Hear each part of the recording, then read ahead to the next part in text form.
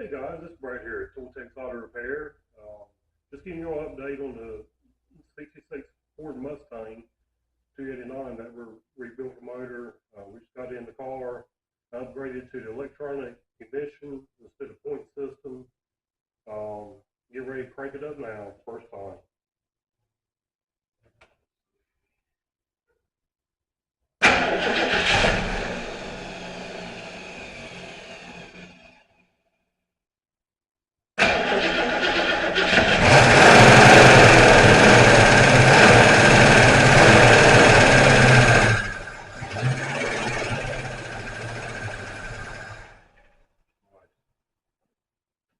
Not bad at all.